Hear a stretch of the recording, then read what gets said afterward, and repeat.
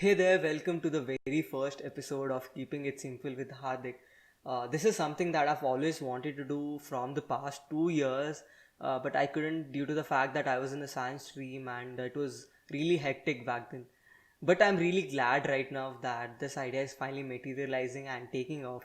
Talking of the show, this show will feature some of the best minds of our country and people who have made really big in their professions.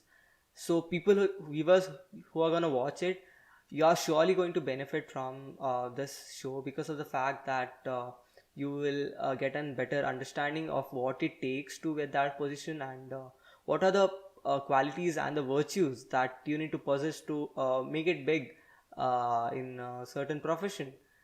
Just talking about the guest of this episode, Mr. Frank Roshan Pereira. His show, The Big Picture, has been one of the best shows that's been produced by the Rajya Sabha TV. He's been adored by the UPSC aspirants and people who like logical debates more than the mainstream media debates. You know, his show is like the critically acclaimed Bollywood movies, which don't get a lot of views, but they have a very loyal fan base and ardent fans. I personally became a fan of his show a year back, and I can assure you of the fact that once you start watching his show, there's absolutely no turning back to the mainstream media debates. So, without further ado, let's talk to the man of the hour, Mr. Frank Roshan Pereira.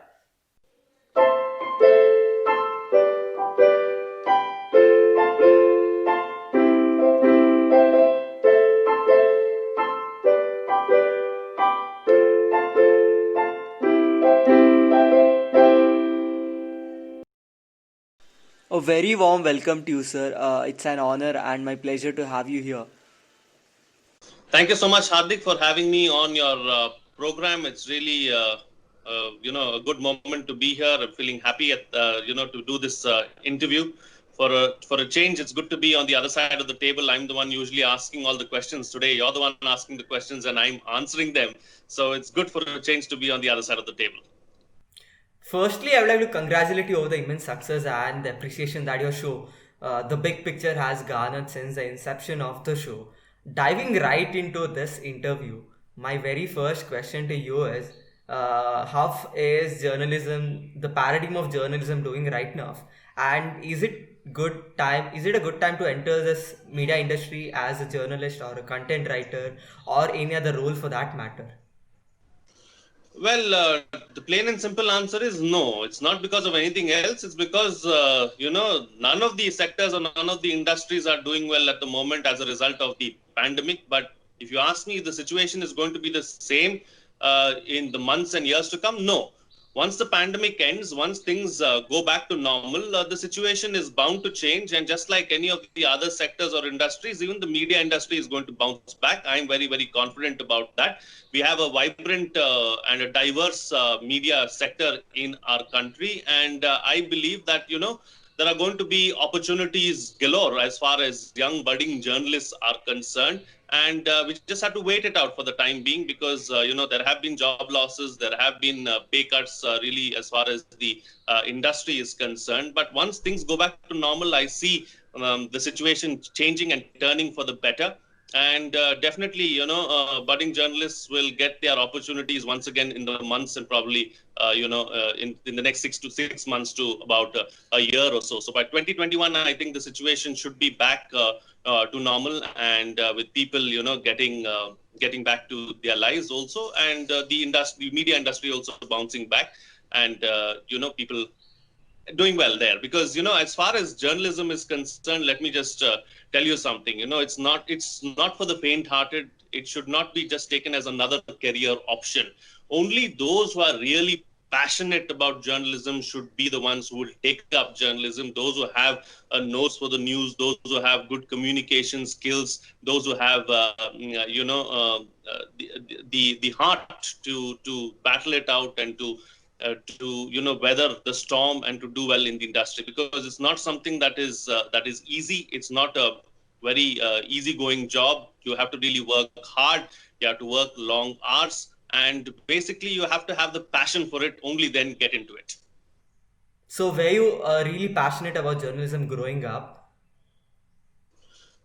Well, if I say growing up, let me put it this way. Journalism was not my first choice. Sports was, and I was a very, very good sportsman. As a teenager and as a young adult, I always wanted to do sports. But unfortunately, I did not have a godfather or an influencer who could push me through the system. So even though I was very good at what I did in sports, I could not get too far because I couldn't get through the system. So that's when, as a 16-year-old, I decided that I want to move away from sports and think about something else. And I decided that journalism is what I wanted to do. And in my 11th and 12th, even though I got a science seat in one of the most coveted institutions in Bangalore, I did not take up that. It was at St. Joseph's PU College. Instead, I took up arts, history, economics, political science, and sociology because I believed that would give me a better opportunity to look at a career at journalism. So after I finished my 12th, I immediately took up, journalism as my subject in graduation. I graduated, and after that, I've been doing journalism ever since, and it's been a great journey. It's a journey that I cherish. I wouldn't want it any other way. Very happy doing what I'm doing. Very happy with the 17 years gone by in the industry as well. And I see myself doing this for the rest of my life as well. I don't see myself doing anything else. And that's what's great about this journey, and really happy doing what I do and where I'm at. uh, there's this concept in India which has been widely debated over, that is the freedom of expression. As a journalist, where you draw a line and tell yourself that okay, I will not cross this line and I'll not speak these things because it probably crosses my limits. I mean, how do you draw yourself a line of the things that you shouldn't say and that you should say? A lot is made up about, or a lot is spoken about freedom of speech and freedom of expression. I have a very simple, answer to your question and a simple mantra. My rights end where somebody else's begin. It's as simple as that. If I'm violating or infringing upon the rights of another person, then that's wrong. As long as I'm not hurting anyone, as long as I'm not impinging upon the rights of somebody else, I can do what I want to do. It's just as simple as that. There's no rocket science to it, or there's no breaking your head about it. So that's it. So I do what I do, keeping in mind that I should not hurt anybody else, and keeping in mind that I should not cross the limits and cross into the domain of anybody else. That's the plain and simple answer. So there is this misconception in the people who watch Rajya Sabha TV that it is owned by the government. I feel that is because of the two reasons. That is, one is because of the name, and secondly, when you watch it on YouTube, there is this disclaimer that comes in the bottom which says it is a Indian public service broadcaster service. But as even in fact, I too was under this delusion a few days back until we interacted over it. And how would you explain the functioning of Rajya Sabha TV? I mean, how is it different from any other government or owned organization? Okay, so yeah, you're right there, because many people believe that we are a government channel controlled by the government and comes directly under the government of India. But that's not the case, really. Because we are a public broadcaster. We are a part of the Rajya Sabha Secretariat and an extension of the Honorable Vice President's arm. So our funding comes from the Consolidated Fund of India. We are not responsible, or we are not answerable to the government, but we are answerable to the parliament. So that's where the biggest difference is. Yeah, many people believe that Rajya Sabha TV, or just the name Rajya Sabha TV, pushes them to believe that it's a government channel or a government-owned channel, but that's not the case. And like I've already explained, we are part of the Rajya Sabha Secretariat, and our funding comes from the Consolidated Fund of India. So that's the biggest difference, really, as far as Rajya Sabha TV is concerned. Uh, so you have in the past worked with TV9, which is a very prominent player in the media industry and also a private channel. While Rajya Sabha TV, even though it's not a government organization, it is very far from a private owned organization because it shies away from playing the TRP game. So how different was your experience working in both the companies? I mean, was the change for the good or the bad? Well, yeah, so that's something unique about me, that where I can claim I worked with a regional channel, I worked with a national channel, and I'm now working with a public broadcaster. So I've seen it all really as far as the television journalism scope is concerned. I started my TV journalism career in 2009 with the TV9 Group, and I've been doing TV journalism ever since. I worked with the TV9 Group for about 3 years, and then I moved to Delhi. I was with NewsX, which is a national broadcaster. I was with them for about a year, and I've been with Rajya Sabha TV now for almost 7 years. 7 years, yeah, 7 years. So it's been a long journey as far as TV journalism is concerned. And if you ask me how the journey has been and how it has been different across these three spectrums, it's very different. At TV9, because it was a regional channel, so the focus was more on regional happenings and more on the immediate surroundings. And the issues of national interest were not of much interest to us unless it was really the talk of town in the regional segment as well. So that was one. When I moved to Delhi and I moved to a national broadcaster, things were different because it was more Delhi centric, it was more metro centric, and we hardly went into some of the tier 2 cities or tier 3 cities, or forget about what was happening in the regional space completely, right? So that was that. And then I moved to Rajya Sabha TV, and there again the focus was very, very different. The focus was more about parliamentary proceedings, what was happening in parliament, what was happening in terms of government decisions, what was happening as far as international relations were concerned. So again, a very, very different and a very, a wide range of topics that were covered, which were not covered extensively as far as the private sector was concerned. And the biggest difference really as far as private sector and the public broadcaster is the fact that we are not in the rat race, we are not in the TRP race. So, we don't have to compulsorily take up issues that, that other private channels take up. And one of the biggest differences is the fact that we don't do breaking news, and we are not in the business of breaking news. Whereas private news channels only have one agenda in mind. They want to be the first ones to break a particular story. So all the time, when you watch a private channel, you'll always see breaking news, breaking news, breaking news, breaking news. It's a race basically to see who wins that race and who's the first one to break a particular story and be the first one to cover a particular story. And what happens in that is many a times, without completely verifying a particular bit of information that is coming through, it is quickly put out to be in the race or to be the first in that race to put out that particular information. And many a times it so happens that the information that is being televised is wrong information, and it's not really vetted, it's not really checked thoroughly. And there are times when you have to stop showing that story and then and move on to something else, because you realize suddenly that that's not the real picture. Whereas at Rajya Sabha TV, since we are not in the business of doing breaking news, we verify all the information that we have from verified official sources, from from the government, from official spokespersons and so on and so forth, and then put out that information.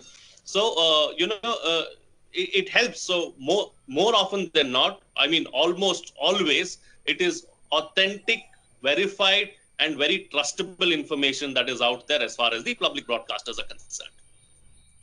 Do you ever feel that Rajya Sabha TV might someday in the future have to run in this TRP race because of the fact that a lot of government organizations are, aiming at making profit to, make the economy better, because considering the fact that GDP is down and all that. Do you ever feel that Rajya Sabha TV someday in the future has to, make commercials or try to make profit at the end of the day?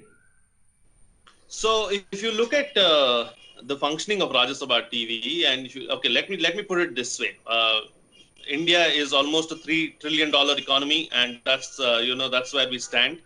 Rajya Sabha TV's budget comes out of the Consolidated Fund of India, and it's not even a tiny fraction of that sum that I'm talking about, or the GDP of our country. And we are in the business of doing public service. So when you're doing public service, you can't really weigh out, whether it's a profit-making entity, non-profit-making entity. The kind of service that we do, nobody else does.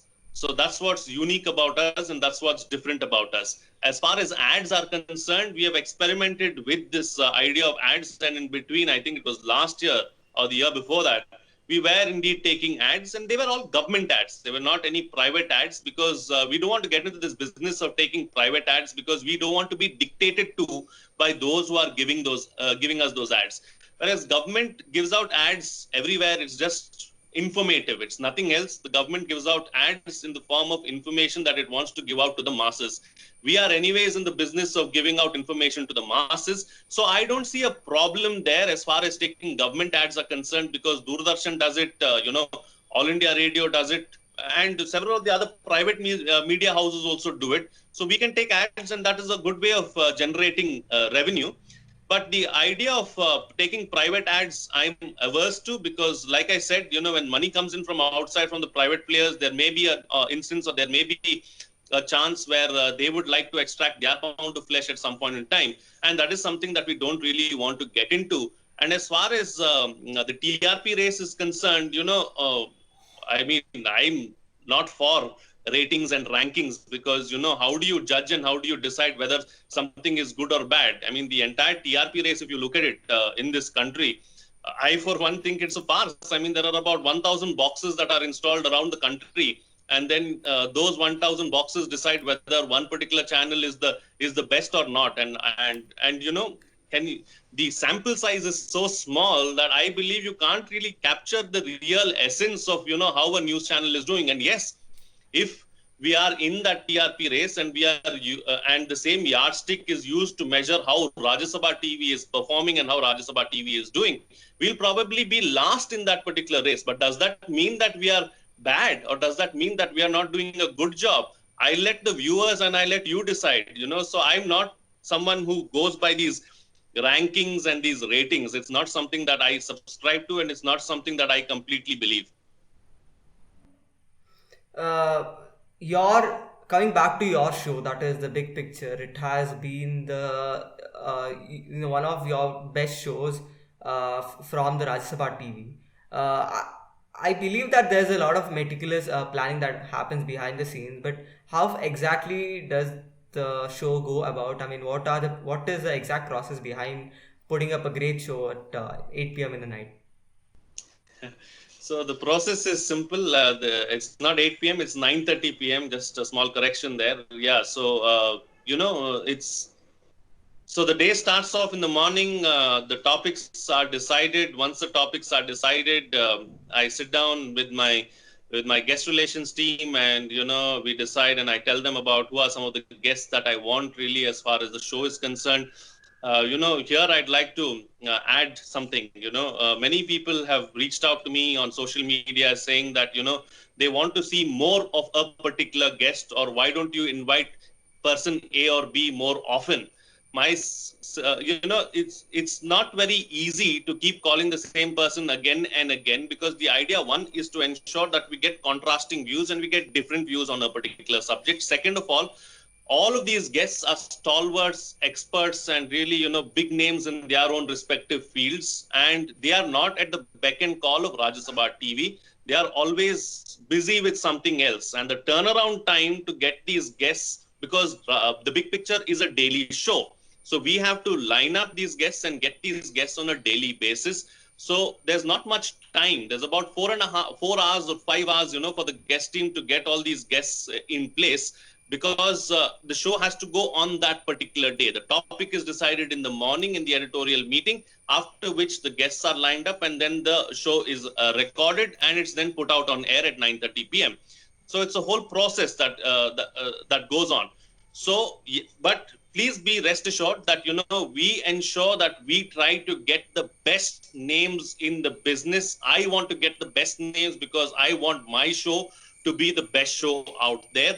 So even if option A is not available, we go for option B. Option B is also equally good. And sometimes it so happens that option B is possibly better than option A. And I've seen that happen many a time. So, this demand of trying to get only person A all the time is not a valid demand, and it's not something that can be adhered to. And these are some of the challenges that we face, and that's why we can't do that. So once the guests are in place, I sit and I do my preparation. Even though we have a team that helps with the research. Of course, I do take some research from them, but I believe that I like to do my own research, because I'm the one who's doing the show. I'm the one who's asking the questions. I'm the one who's going to be, captaining the ship, so to speak. So I need to be on top of the ball, be on top of the game, and ensure that my research is up to date and is the best research out there. So I like to do my own research, because then it helps me, to decide what I want to take out of what I'm reading or where I'm getting this particular information from. So once the research is done, once I'm thorough with my research, I record the program at sometime at around 5 p.m. or 6 p.m. I like to record the program because it, again, keeping the viewer in mind, because it gives me full 30 minutes of recording time if I record the program. If I do it live, because the 9 o'clock show is live, and at 10 o'clock also there is sometimes a live show, or people need to pack up and go back. So I have to let go of the studio 5 minutes earlier, or there is a chance where the show may start 2 or 3 minutes later, because the program running prior to this was taking some time, and the technical team took some time to set up the set for the record for the live show of the big picture. So that's why I like to record it, because I get full 30 minutes. If I don't record it and if I do it live, I get only 25 minutes of recording time, and that's why it is recorded. And almost always the show is never edited. The show is as it is and put out as it is. The times that it has been edited are very, very few. The only times that shows are edited is if there is an audio glitch, or if there is some technical problem. Other than that, no. But of course, now during the pandemic, it's a different picture altogether, because most of the shows are being done on digital platforms. So what happens is, it depends on the connectivity of 4 different people joining at the same time from 4 different locations. So not always do things go according to plan. There is someone's internet connectivity which is bad. Someone else has an audio problem. Someone else has a power outage or a power cut. So keeping all these things in mind, now what we are doing is we are recording the show one day prior.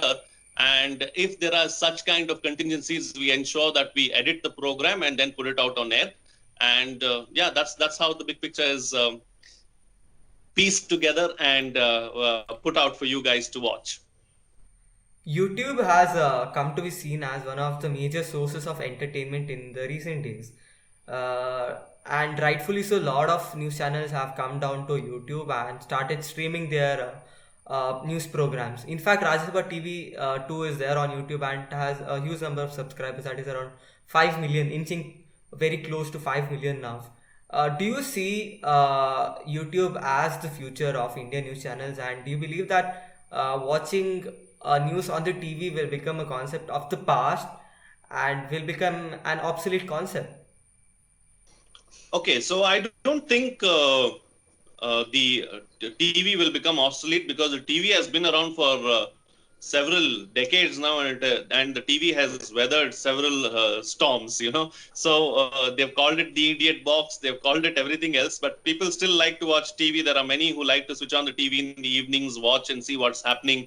Of course, there is this thinking, or this concept really, as far as people are concerned, that the media is not doing too well right now, and the media is bogus and we shouldn't watch. But there are still people who watch it. And you can't blame the media channels for what they are dishing out, because at the end of the day, media is no longer what it used to be a few years ago. Media houses too are run like businesses these days, and that's the nature of the business. And people like to watch media, or the media houses put out the kind of information that people want to see or want to watch, because they too have their own ways of getting the kind of information about what kind of information or what kind of news is doing well. So they keep giving out more of such news. So you can't really blame the media houses as well. So now, as far as YouTube is concerned, let me come and address your question about YouTube.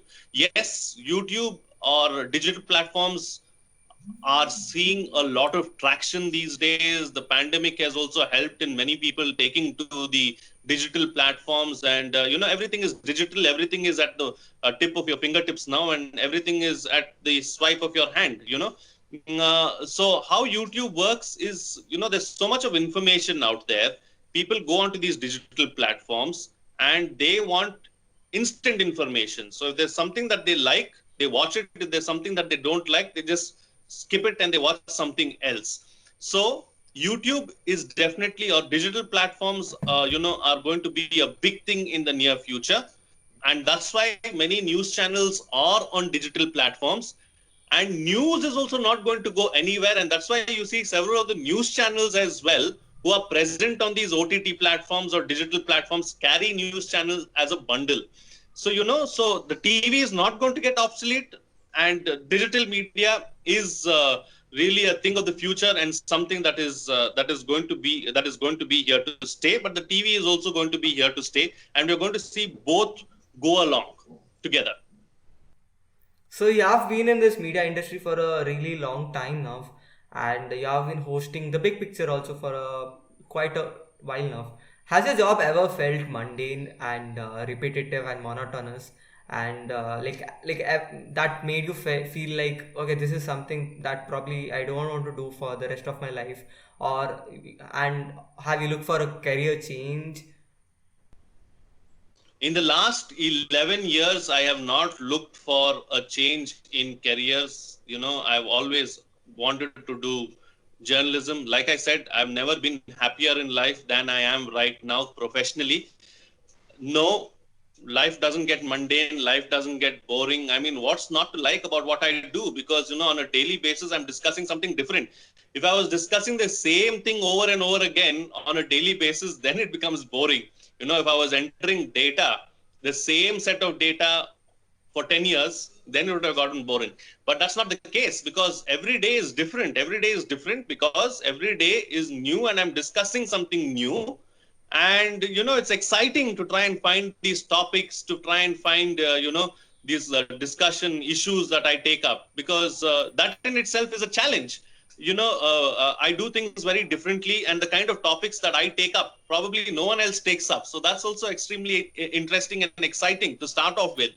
I'm constantly looking out for topics to discuss. I'm constantly looking out for new guests, looking out for what people are saying about a particular topic, so that, I can probably invite them for my show at some point in time. And also, I'm discussing these things with a new set of people on a daily basis. So they all bring in new perspectives. They bring in something new. So how can it be mundane? It's not monotonous. It's not mundane. Of course, it goes like clockwork. The schedule is the same. The timing is the same, and everything else is the same. But the people are different, and the issues are different. So that's what makes it interesting. Have you ever seen any of your colleagues who gave up journalism and went for a change in their career because of any other, maybe the pressure or the work, I mean the work pressure, or any sort of problem due to the job? Yeah, many. I mean, like I said, it's not an easy career option. There's a lot of mental stress. There's a lot of mental pressure. And not everybody can get a job at Rajya Sabha TV. You have to look at some of the other places as well. You people work for 10 to 12 work hour days are very normal in journalism. And after a point in time, it gets too much for people to handle. People would like to spend time with their families. People would like to consider starting a family and being with their family as well. So all these options, come to mind, and people have to think these things through. And, as the kids grow older as well, some people would like to spend more time with their children because they believe that they have lost out on the formative years of their children. So those kind of decisions also are taken.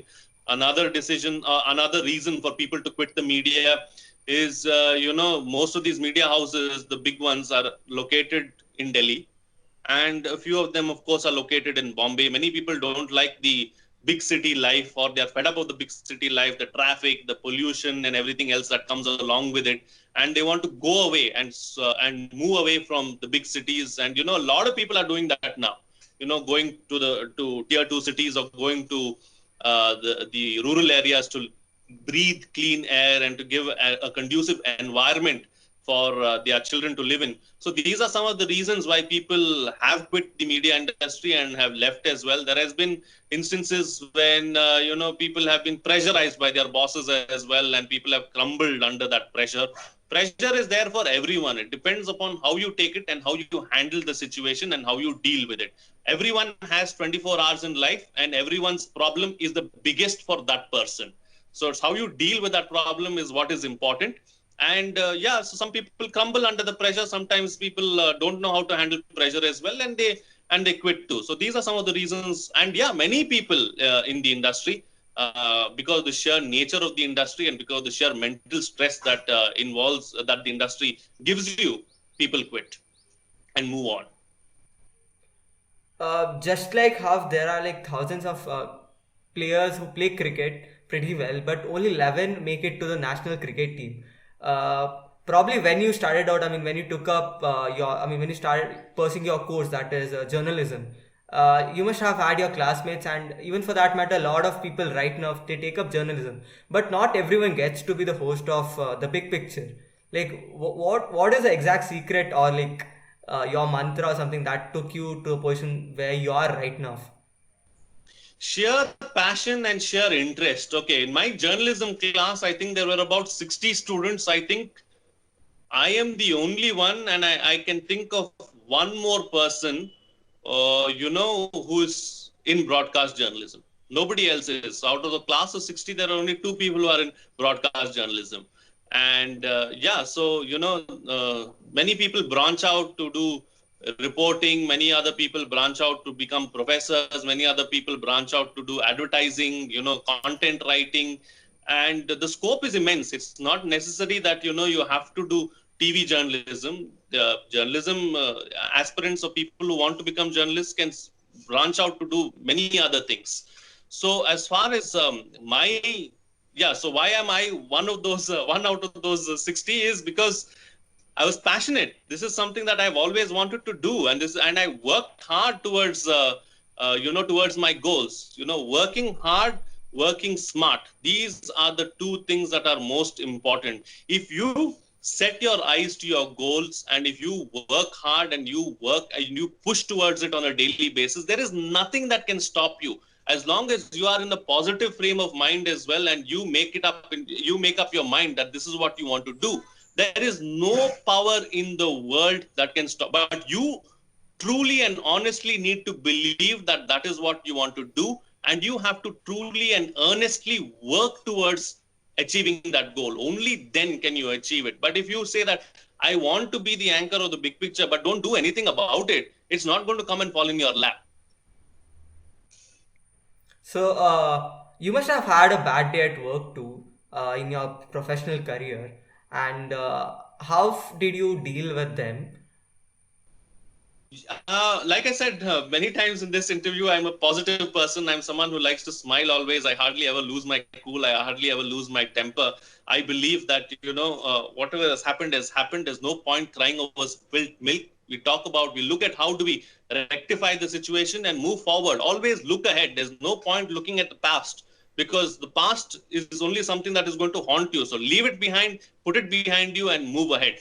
That doesn't mean that I've not had bad days. I'm human at the end of the day. I'm a mango man, like as I like to call myself, Aam Aadmi. So there are bad days, there are worse days also, and there are terrible days. But I don't let it bog me down too much. I have a great family and a support system really to take me through these challenging times as well. Anytime I feel that I need some kind of advice, I need some kind of help with anything, I immediately pick up the phone. I call my wife. She is my pillar, my strength, and she's the one who brings out the best in me. The other person in my life is the other woman in my life, my mother. She too has been a big pillar of strength, and both these women have ensured, they have brought me to this place where I am at today, and I am what I am only because of them, and also only because of my viewers. Because I believe if the viewers are not there, then I'm not there. Whatever it is that I'm doing today, of course, a large chunk of it is for myself, but I'm also doing it for the viewers who watch me. And without my viewers and without the two women in my life, there is no me. So yeah, so I have a great support system. If I have a terrible day, pick up the phone, speak to my wife. She gives me the best advice. I trust her more than I trust myself. And I always have my 4-year-old son to look out for as well. This is him here. So he makes life far more easier and makes life worth living and makes things simpler and easier for me. Just a hug from him and a smile on his face is enough to make the worst of worst days the best of best. My final question to you is, like right now, if you were given an opportunity to talk to your 15-year-old version of you, what would you say to him? I mean, would you ask him to do the same choices that you took up 15 when you were younger, or would you ask him to do things differently? No, I would ask him to do the same things. I mean, I wouldn't say anything to him because, life has turned out well. Like I said, I'm happy where I'm at. And, even if I've made mistakes, it's good to make mistakes. And it's good to make mistakes when you're young. It's good to make up your mind when you're young as well. Because, you have those mistakes behind you. Every mistake is a learning experience in itself. So always make mistakes, improve on those mistakes. And, it's a learning process. Get through with the learning process and move forward. So I wouldn't say anything. I would just let life run its course yet again, because there is no way that I have any regrets in life, and I don't want to change anything in my life at the moment, because both professionally and personally I'm in a good space. I'd like to touch wood as well. So yeah, so I wouldn't want it to change in any way. So I wouldn't say anything to a 15 to me as a 15-year-old. Okay, I've had a wonderful time interacting with you, and I'm pretty sure my listeners would too take a lot from this interview. And pretty sure also the budding journalists who look up to you must have a lot of insights from a person like you. Again, I hope you achieve more success in the future, and that is it from my side. Thank you. Thank you, Hardik, for having me. It was a real pleasure to interact with you, and I think it was a great interview. You asked the right kind of questions. I wish you all the very best. I wish you all the success as far as this show of yours is concerned as well, and wish you the very best in all your future endeavors. I'd like to also wish several of my viewers who are UPSC aspirants and SSC aspirants as well. Thank you for being with me on this journey. Thank you for showing me your love and your support. Thank you for being there, all throughout these years. And I'd like to wish you all the very best for your future, for your exams that are coming up. And, the sky is the limit for you. Just work hard, work smart, and, move towards your goal, and ensure that you work towards your goal and you can achieve whatever you want to achieve. Nothing is impossible. And for the young budding journalists, dear young fellow journalists, come on board, get on this roller coaster. You're going to thoroughly enjoy this ride. It's not going to be easy, but work hard. Any kind of help that you require from me as well, do reach out to me. I'm always available on social media, so we can go through this together. And I will do whatever best I can in my capacity as well to help you out in terms of advice and just being there whenever you need me. Thank you, Hardik, once again, and all the best to you too. Thank you, sir.